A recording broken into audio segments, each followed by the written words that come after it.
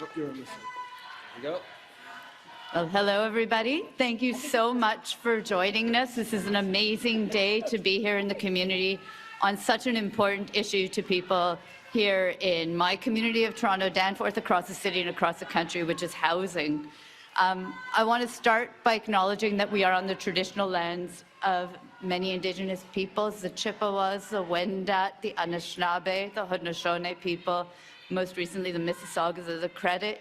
We continue to be home to many First Nations, Inuit, Métis people right here in Toronto, and we are so grateful to be able to share on this land for this announcement today. I want to just start, before we move to the main announcement, to just take a second to talk about all of the amazing things that have been happening here in this community when we talk about housing. Because in fact, just a year ago, if you were just a couple blocks away, we were here for an announcement about a renewal of over 750 homes for women and their families, refugee families, and Indigenous peoples who were moving into homes all across this community. We made a transfer to affordable housing not-for-profits to be able to support it with the Neighbourhood Land Trust and the Circle Community Land Trust, just a block away from here. And if you go just a few blocks beyond that, you get to Gerrard and Leslie, and you would see right now a building that has been built for seniors. It's affordable housing for seniors with a partnership between the federal government and the city. And that created over 30 affordable units. And if you walked only about 10 minutes past that, you would get to a rapid housing initiative building that's going to be creating over 60 units for people who are experiencing homelessness in our community. And if we just look over across towards the river, you'll see amazing work happening in the Portlands right now.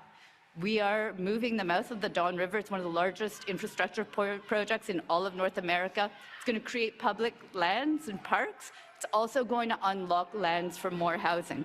All of that's happening right here in this community, and it's only some of the examples. So today, we get to go and announce one more further step. And it's really an example about how Toronto MPs right here in our community continue to work to stand up for the City of Toronto, to make sure that we're delivering for Toronto. And we get to do that because we work in partnership with the person who I'm about to introduce, which is our Prime Minister, Justin Trudeau, an amazing partner for our city and for our country when we talk about things like housing and building affordable housing in our city. Thank you.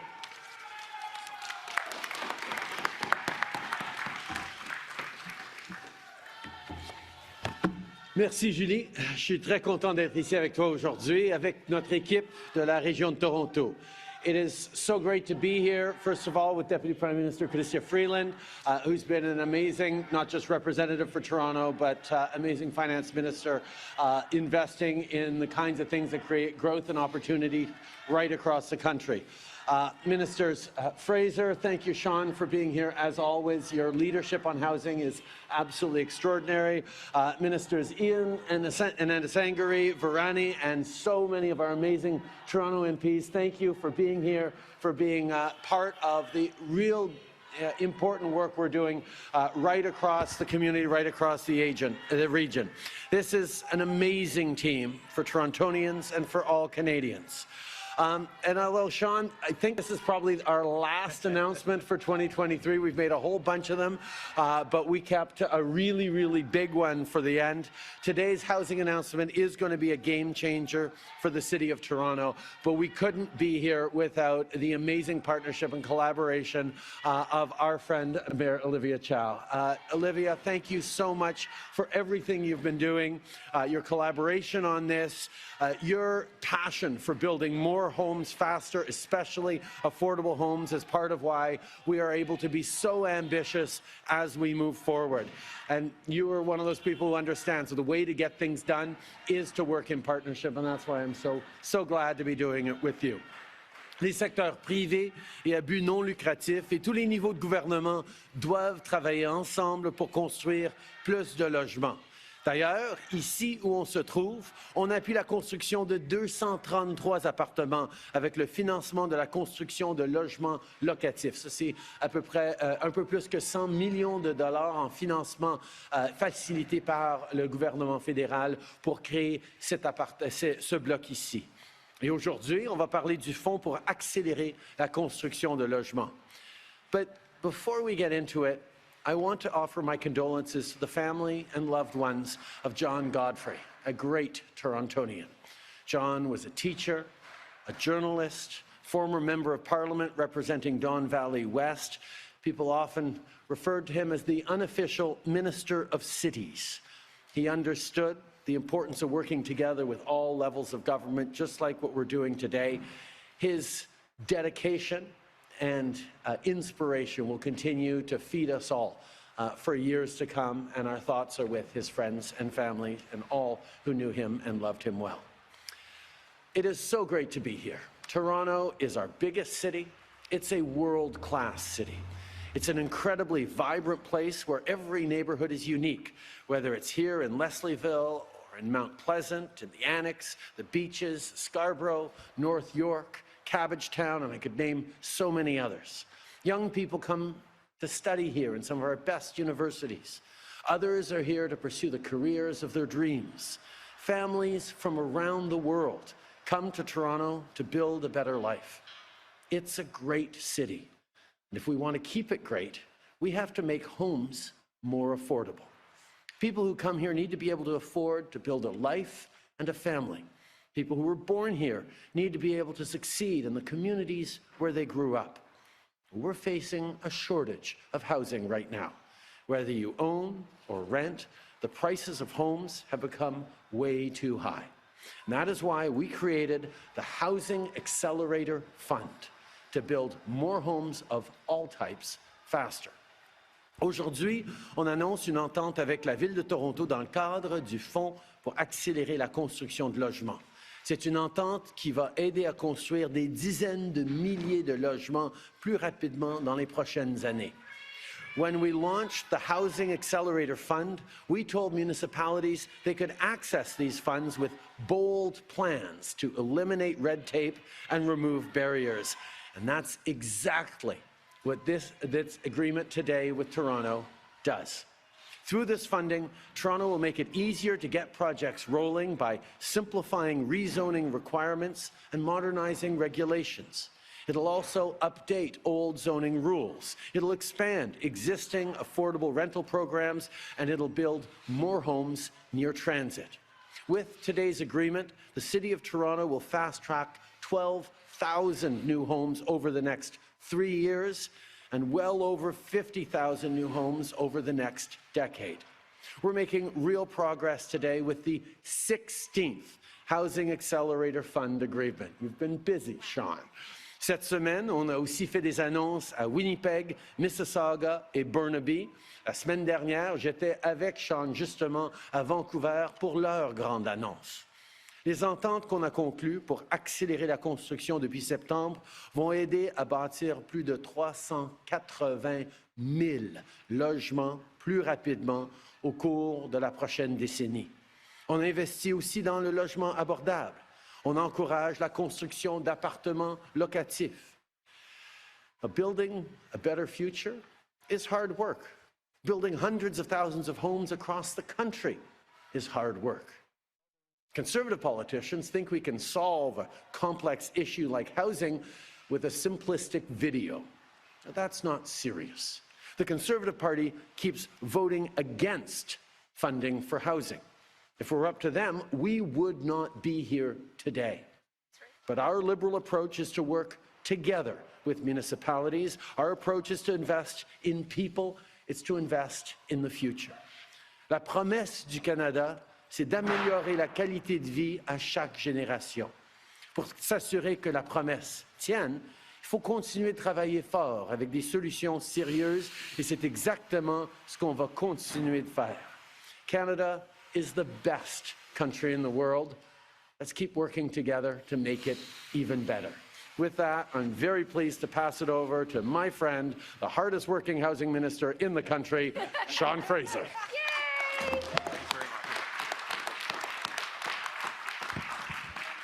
Look, first, a huge thank you, Prime Minister, for your leadership on the housing file and to give us the tools that we need to succeed, not just as a government, but as a country. I want to acknowledge as well the support of Minister Freeland in particular for making decisions that allow us to have the resources necessary to achieve agreements like the one that we've done today. And an enormous thank you to my colleagues who represent the City of Toronto, who are tremendous advocates for the place that they call home. And I just want to give a huge thank you for their advocacy as well. Today is a great day. It's the kind of day that gives me a sense of optimism that we can actually make the kind of change that will address and solve Canada's national housing crisis. The reality is, just a few short months ago, when we were talking about the ambition of the Housing Accelerator Fund, I don't think people fully understood the possibilities if we en masse cause cities across country to rapidly upzone Canada, so to speak. I want to share a bit of a story about how this particular deal came to be. When I was first appointed to this position, we were looking at the opportunities with the Housing Accelerator Fund. And when it came to the City of Toronto, literally the country's largest city with the slowest permitting process anywhere in Canada, we realized the initial application was not up to snuff. It did not meet the level of ambition that we wanted to address. I intended, after Mayor Chow's election, to raise my concerns about the initial application with her, and she beat me to the punch. She submitted an enhanced application before I had the chance to make that suggestion. Then she came to Ottawa to actually meet with me and others to discuss the kinds of changes that we could encourage them to go further on to squeeze every bit of housing out of the investment that we were prepared to make. As a result of our ongoing conversations, we've landed on a deal that's going to dramatically scale up the density near post-secondary institutions. It's going to lead to far more density near transit stations. It's going to allow people to live where the services and economic opportunities are in communities that already have the infrastructure to support them. The reality is the housing crisis is manifesting in ways that are extremely difficult for ordinary Canadians. There are too many young people who have to commute an hour to get to class. There are too many people starting their career that can't afford a place to live in the place where they found a job. And there's too many seniors who want nothing more than to age in the community where their grandkids are being raised. And I don't think that's too much to ask. Part of the reason that we're dealing with such a challenging housing situation is because over the course of the last number of decades, cities have made it very difficult to build the kinds of homes that will accommodate people who want to live in cities like Toronto. And today we're signaling here in Toronto and across the country, things don't need to be that way. If we make the decision to legalize housing across the city so people can actually build a small apartment for people who want to live in the community, we can make a difference. If we want to build big apartments near the transit stations where we've invested billions of dollars of infrastructure, we can get people moving to opportunities in communities that are desirable to live in. This is an exciting day, but it's not a coincidence that we chose this site for the announcement. This particular project is one that we supported through the Apartment Construction Loan Program, and it demonstrates what density can do. The site that we're on just a few years ago had only 120 homes, Toronto Community Housing. We had a chance during the tour to hear about the new project, which is not only going to replace the 120 homes with newer, higher quality accommodations for families who need the help. They're adding more units to this particular parcel of land, where there's now going to be between 800 and 900 homes for people to live in, where there was only 120 something before.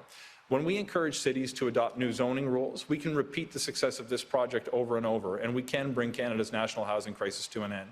I want to give a huge thank you to our partners with the City of Toronto. We got a lot of work ahead, but today marks an important occasion to celebrate a new chapter in the city's history when it comes to housing. With that, I'd like to pass the microphone to my friend and colleague, the Finance Minister, Chrystia Freeland. Thank you. Thanks, Sean. Great work. Okay, you may have noticed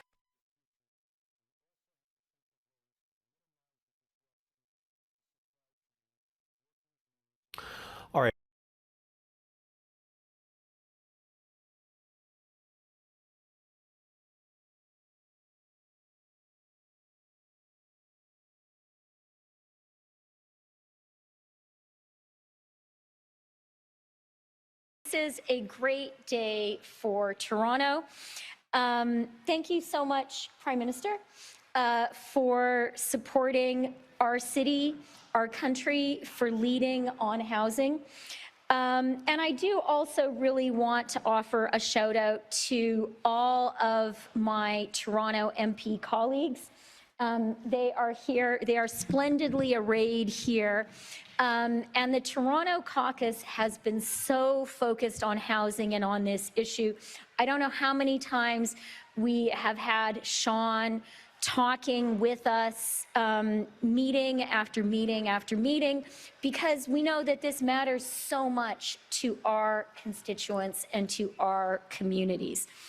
And I'm really, really happy that we are here with the woman who is our essential partner, Toronto's great mayor.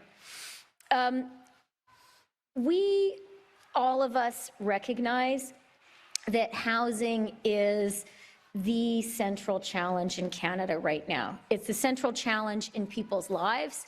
It's the central economic challenge. And we know that what we need is to build, build, build. We need supply, supply, supply. And so I do also just want to thank all the people who are here with us in hard hats and vests.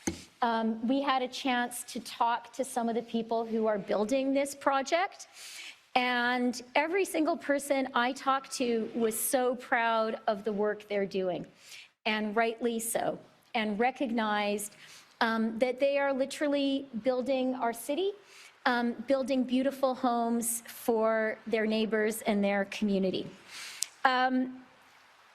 We're here to look at some of those homes and also to celebrate an amazing thing, which is an agreement on the Housing Accelerator Fund.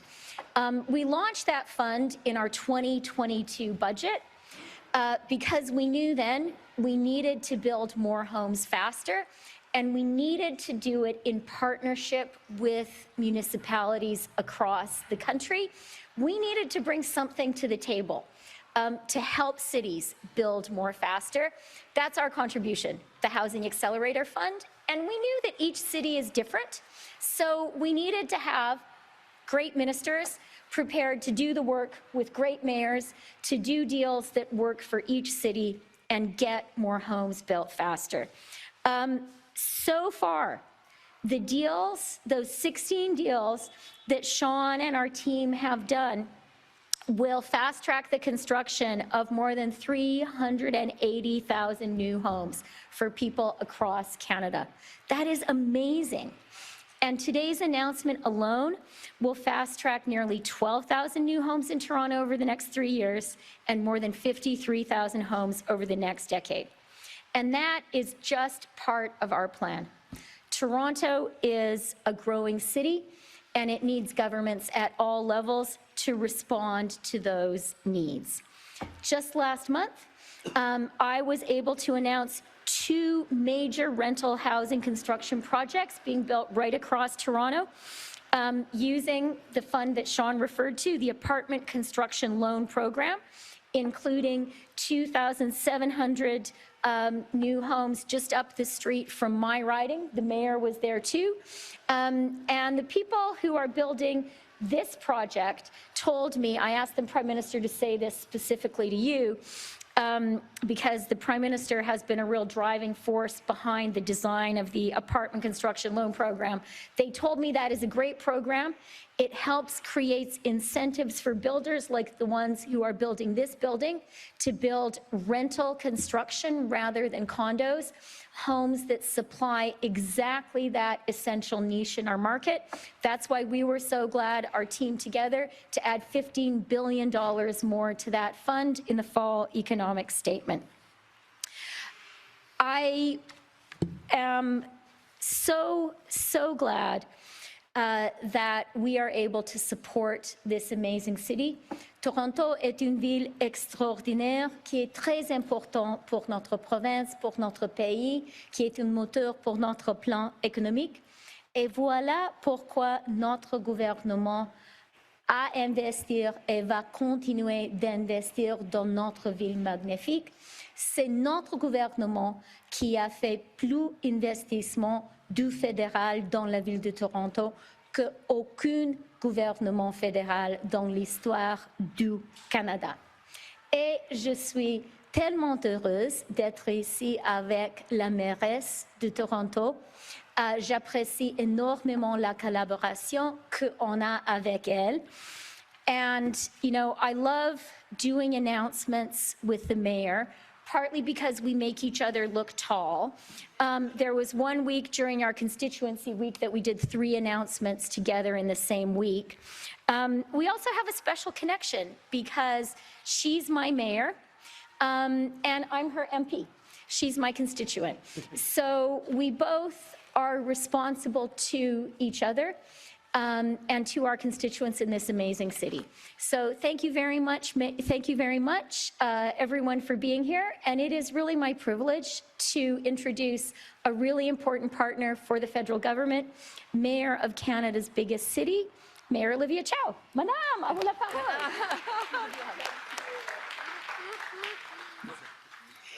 Thank you. Good morning. So wonderful to be here. I am joined here with Deputy Mayor Mike Cole, Deputy Mayor Jennifer McKelvey, and Councillor Brad Bradford, Councillor Paula Fletcher. Have I missed any other of my colleagues? Oh, okay. Oh, right. Councillor Gord Perks. Last time around this year, one of my best students at the Toronto Metropolitan University disappeared from my class for several weeks. Hamza was a smart and conscientious student, so I was really surprised when he stopped coming into class. Turns out that Hamza was evicted from his apartment because of a gigantic rent increase that he can't pay. He bounced from shelter to shelters and got increasingly desperate. Each night, over 10,000 Torontonians sleep in city shelters, and more than 80,000 households are on a waiting list for years and years for affordable housing. And too many young people are giving up the hope of having an affordable home one day, and it is just hard. And the high cost of housing means mothers have to choose between paying rent or buying food for the kids. Young people and families are being forced to move out of the city. Seniors with fixed incomes are terrified they would be evicted and unable to find an apartment they can afford. Today is December 21st, winter solstice. It's a time that we put darkness behind us. It's a time for new beginning, for transformation. And we are gathered here to announce a hopeful new beginning, where under the leadership of our Prime Minister and his government, his team, tens of thousands of construction-ready homes will be built over the coming years. That's exciting. Yes, it needs a round of applause at least. These homes include new rent geared to income, below market and market rents, units in mixed income, mixed-use communities and neighborhoods. And as part of the Housing Accelerator Fund deal, we are reaffirming our commitment to match the urgency of our housing crisis with the speed of our actions. I am so grateful and happy to be standing here today with our Prime Minister, our Deputy Prime Minister, our Housing Minister, the local Member of Parliament, and entire Liberal Toronto caucus here. And thank you for providing hope to thousands of people, young and old, from all walks of life, and giving them a new beginning. We are providing hope to people like Hamza. A fresh start that comes from knowing that there will be thousands of units of secure and affordable homes just like those here at the Dawn Summerview Toronto Community Housing Revitalization Project. I want to acknowledge the local councillor, Councillor Paula Fletcher, who fought for years to have more affordable housing included in this project. It's the first community housing revitalization project to hit the goal of 30% rent geared to income and below market housing. Thanks to her hard work and the team here, I see city staff, very committed folks, and everyone with hard hats on. This development has 100 more affordable units, including 32 co-op units, plus 120 rent geared to income units, 550 condos and rentals. Thank you, Paula. Thank you to all of you.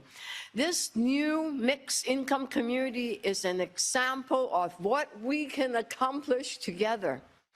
Imagine with this new federal government support, the city will be able to build more affordable housing just like this project. It is beyond exciting. We will make it easier and faster to get approvals. We will allow for more density and more types of housing. Today's announcement is a significant step. I look forward to continued partnership and future announcements as we work together to build more housing faster for the people of Toronto. Thank you so much for being here. We will now start the press conference. Nous allons maintenant commencer avec la conférence de presse. First question goes to Jeff Gray from the Globe and Mail. Thanks. Hi, Prime Minister. Wanted to ask, when people look at the numbers, you know, this program, 380,000 homes over a decade, when people see the numbers from The Economist, from the CMHC, we're talking about millions of homes that are required. How is this not just a drop in the bucket?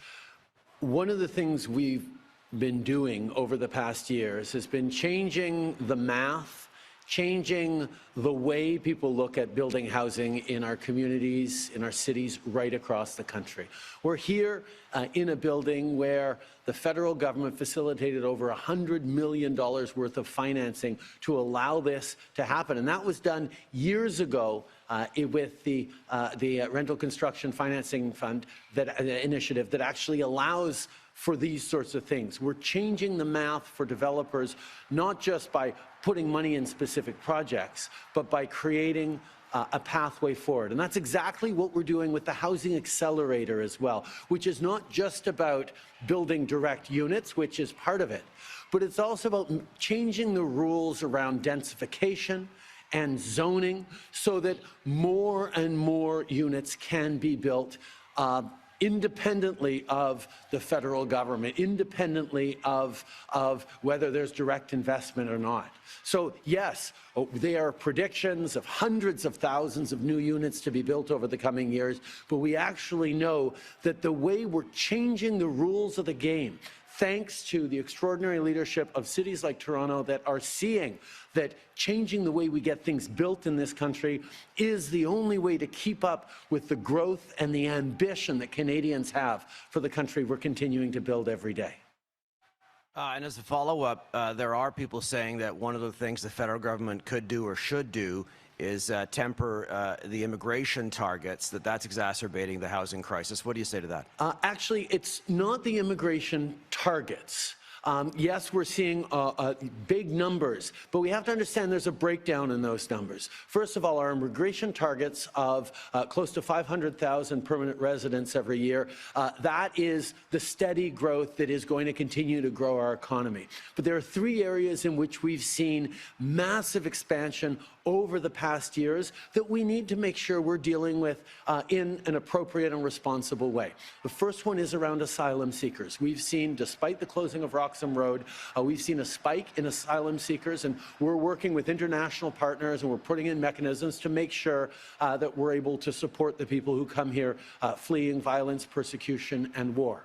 The second area is around international students. And one of the things that we've seen over the past years is a massive expansion in international students. That's great. They come here, they benefit to our universities, they contribute to our economy in many ways, but it has to be done in a responsible way. And that's why we're moving forward with a process that's going to ensure that those students who show up are actually going to accredited, responsible institutions of learning that have a plan to ensure housing for the international students who come, instead of just welcoming them in and expecting them to fend for themselves in the communities that surround those institutions. It's something that that is a logical step, and that's an announcement we've made, that international student visas and acceptance will be tied to whether or not the institutions have a plan to actually ensure adequate and supportive housing for those students. And the third area where we've seen massive growth is around temporary workers. We need workers to grow our economy, but we need to make sure it's being done right and responsibly. And again, there's work that we're doing with employers to make sure that if they really need to bring in someone from overseas to be able to succeed as a business, well, they have to be more involved in ensuring adequate housing for the people they bring in. It's all about continuing to grow our economy and benefit from immigration, but doing it in ways that does benefit and strengthen our communities in the right ways. Next question. Aidan Schmandy from the Trillium. This is for Minister Fraser. So one of the biggest asks of the city to access this funding was to do BC-style upzoning around transit. The city's response didn't explicitly commit to that, so I'm wondering why you approved this application if that kind of key commitment wasn't in there. So one of the key things to understand is that the Housing Accelerator Fund is designed to motivate changes within the control of municipal governments. There is no question in my mind that the city has the ambition to build out the transit-oriented development that I want to see that's going to help not only solve Toronto's housing crisis, but the housing challenges in communities that exist around Toronto and not just within the GTA, frankly. You'll all be familiar with the Drive to Qualify phenomenon. If we actually build out stock around transit, we can solve some of these big challenges. I had some concerns initially when I saw the proposed response, but I have to say credit to the debate that played out at City Council, and I know Councillor Bradford's here, who put forward a motion that gave me some comfort the city's going to move in that direction. And our engagement directly with the Mayor's office has indicated that they have a desire to move forward. There is a provincial government element to this conversation as well around major transit station areas. I'll be meeting this afternoon with Minister Calandra to discuss this amongst other items as well. But the agreement is structured in a way that 25% of the funding, $471 million, by the way, to build these 53,000 homes over the next decade, is structured in a way where 25% flows up front. The balance is released as milestones are met over the course of the agreement. So we're going to continue to work very closely with the city and, where appropriate, the province to ensure we actually see the reforms that will get housing built. I'm not interested in just seeing a commitment made. I'm interested in seeing change have an impact, and I have full faith we'll get there with the city. So the follow-up is on the provincial government involvement with the official plans, and I'm wondering if I could also get Mayor Chow to step in on this one as well, but also interested, Mr. Fraser, in your meeting with Mr. Calandra. So do both of you expect the province to step in and upzone beyond what the Toronto official plan currently says? Absolutely. I know that the provincial government is very interested in increasing the density in all the transit hubs. We have been in negotiation, and we have just recently approved one, a huge one, that unlocked 8,000 units of housing in just one area. So there are a lot more to come. Next question. Prime Minister Mark McAllister from City News. There are other asks on the table from the city beyond just housing. Obviously, you're very aware of the refugee crisis in this city and the need to be able to do more to help those people out. What more can the federal government do? The federal government will continue to be there as a partner to the City of Toronto and indeed to cities across the country. We have stepped up over the past years with hundreds of millions of dollars across the country in support for asylum seekers, and we will continue to. I have already had great conversations with Mayor Chow, and we're going to continue to work together on these issues. It is an important thing that we need to bring in the province, continue to bring in the provinces in as well, but the federal government is always going to be here as a partner for the City of Toronto. A follow-up to that, more or less on the same theme, more asks from the city in terms of federal dollars. We keep hearing about subway trains in this city. We know that transit is being developed and is being built at this point, but there's a need to be able to operate those subway systems with more trains. What can be done? Olivia and I have known each other for over 15 years now, and those early years were spent fighting against a federal government that refused to invest in transit, refused to invest in infrastructure. And we changed that approach. We made sure that the federal government was there as a partner in growing our cities. We recognize that cities are mostly a provincial jurisdiction, but we also knew that the federal government needed to step up. And that's what we did with historic investments in public transit, now with historic investments in housing, including the $471 million announcement we're making today. We're going to continue to be there, and we need to make sure that all orders of government are working together with the vision and the progressive partner that Olivia is, not just for our government, but for all people in Toronto, and bringing the province along on this. We're excited about what we're going to be able to do all together in the coming years. Hey, good morning, Prime Minister. Colin DeMella from Global News. A pandemic-related procurement. Your government spent $2 billion buying a COVID-19 rapid test, the lime green ones from BTNX. Global News found that the company edited their clinical studies given to Health Canada for approval without explanation, which made the tests appear more reliable. Wondering, how did this happen under your watch, and will the government review the decision to approve these tests? One of the things we have to remember is during the pandemic, we were doing everything we could in unprecedented ways to get as many different ways of keeping Canadians safe as we possibly could, whether it was on rapid tests, whether it was on procurement of PPE, whether it was on contracts for vaccines and getting the vaccines needed to make sure that Canadians got through this pandemic. There are no doubt and obviously lots of lessons to learn about things that worked really well, about things that we probably won't be doing again in the next pandemic when it comes. But every step of the way through the pandemic, it was all hands on deck with every different way we could do to try and make sure we were saving as many lives as possible and getting our economy back on its feet as quickly as possible, which is actually, both of which, what happened more in Canada than in most of our peer countries.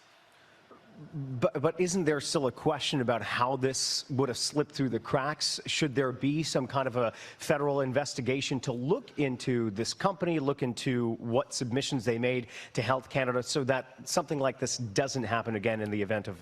Absolutely. Part of coming through this pandemic is, having gone through the acute phase of this pandemic, is learning about what worked well, what worked less well, making sure that next time, if there is a next time, we are ready for it. So much of what Canada was able to do during this pandemic better and faster than some of our peer countries was related to the experiences we'd had in 2003 during the SARS crisis, where the Honourable Carolyn Bennett launched the creation of Canada's Public Health Agency, where learning about how to deal with these things and do better informed why Canada did better through the pandemic than many other countries. But there's lots more to learn, and we will be following up on all the lessons we need to learn. Next question. Hi, Prime Minister. Tyler Griffin, Canadian Press. Your joint statement last week with Australia and New Zealand said there is no role for Hamas in the future governance of Gaza. How do we get there? Hamas is a terrorist organization. Hamas was responsible for the cold-blooded execution of over 1,000 Israeli citizens on October 7th and has committed to continuing those attacks long into the future. Hamas cannot have any role in the future governance of Gaza or in the two-state solution we need to build with a secure and free Israel alongside a secure and free Palestinian state. That is the work we need to do, and we are absolutely committed to it. And that's why we're calling for humanitarian pauses as quickly as possible and working urgently towards a ceasefire with international partners. But that ceasefire cannot be conditional. Hamas has to lay down its arms. It has to release all hostages. It has to stop using civilians as human shields. And it has to understand there will be no role for Hamas in the future governance of Gaza. And we continue to work very closely with partners, both G7 and international partners like Australia and New Zealand, but also with partners from the Gulf states and the Arab countries to move towards that viable two-state solution that is so necessary. There have now been several examples of parents or siblings of Canadian citizens dying in Gaza as they plead for your government to take some kind of action to facilitate getting them out. To date, we have not seen any movement toward practical measures to get Canadians' extended families to safety. We understand there's an announcement coming this afternoon. Why has it taken so long? Obviously, it's an extremely difficult situation, and we have been working very, very hard to get Canadian citizens and their families out of Gaza. Well over 600 have come already, but there is more to do, and that's why I'm looking forward to this announcement that's going to lay out more measures that we're putting in place to protect those who are related to Canadians or connected to Canada to come to safety. But ultimately, what we need to do is ensure the viability of a Palestinian state alongside an Israeli state, living in peace, living in security into the future. And that's what we remain focused on. We have an important role to play as well here in Canada as a place with a richness of diversity in bringing people together to being part of building that future. And that's why we need to be so firm in standing up against hatred in all its forms. I'm particularly concerned about the rise in anti-Semitism that we're seeing because we all have a role to play in standing against intolerance and anti-Semitism and in supporting people. The concerning situation that led to an arrest in the Ottawa region very recently is something we're going to continue to be vigilant about. But I also need to make sure we are calling out incidents of anti-Semitism wherever they rear their heads. And on that specifically, the Toronto Sun editorial cartoon, which published the worst kind of anti-Semitic content, was absolutely unacceptable. We all have a role to play to make sure that Canadians are there for each other and that we're dealing with understanding and compassion and not playing to stereotypes. And I think we all can expect better from our media organizations. Next question. Hello, Prime Minister. Momin Qureshi with City News 680. I just wanted to circle back to refugees. The City of Toronto is currently in its budget process, and the Mayor and other members of the Budget Committee have said if the federal government doesn't come through with funding for refugees, that they may have to raise property taxes by 6% just because of this issue alone. So my question is, will the federal government come through with the funding before the city passes its budget in 6 weeks? And if not, what do you say to Toronto taxpayers who would have to shoulder that burden? I look forward very much to sitting down with Mayor Chow this afternoon and talking about these issues. And the reality is we have been there with over $100 million in funding since this summer on this issue, and we will continue to. It is good news that the province is finally stepping up in significant ways, and we're going to continue to look for ways to be helpful because this is an issue that really matters. And a follow-up to that is, just wanted to check in and see where the federal government's involvement is in the working group. We know the city cut a deal with the province, and a lot of that deal is contingent on the federal government matching funds for shelters, for subways. So where do we stand with the working group, and can we expect to see some sort of result soon? No federal government in recent history has been more present as a partner for Toronto than this one. We're standing right now in a building that is being built because of over $100 million worth of financing permitted by the federal government. We're announcing $471 million in federal money that is going directly to the city. The province of Quebec chose to actually match that Housing Accelerator funding for their province. They're the only province to do that. We'd certainly love to see the province of Ontario step up in greater ways on housing and on a lot of different issues. We will always be there for a partner to Toronto, and I look forward to my conversation with Mayor Chow. Next question. Phil Perkins, CB24. We're just going to circle back to the Middle East real quick. You may have heard there's some pro-Palestinian protesters outside. You're getting a little bit of heat from Jewish communities after Hamas leader commended Canada. It seems like you're kind of stuck between a rock and a hard place right now. So just to reiterate, what is the stance, your stance on the war right now? Do you still support a ceasefire? Do you believe Hamas should be removed from Gaza? First of all, Canadians are feeling extremely impacted on all sides by the situation in the Middle East. It is extremely disconcerting. It's led to a lot of anger, a lot of frustration, a lot of grief and hurt as well.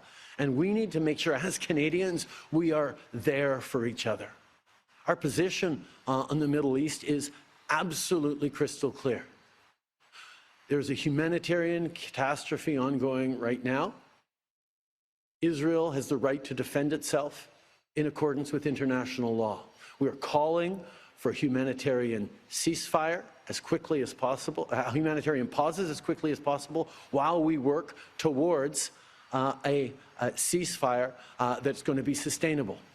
But that ceasefire cannot be one-sided.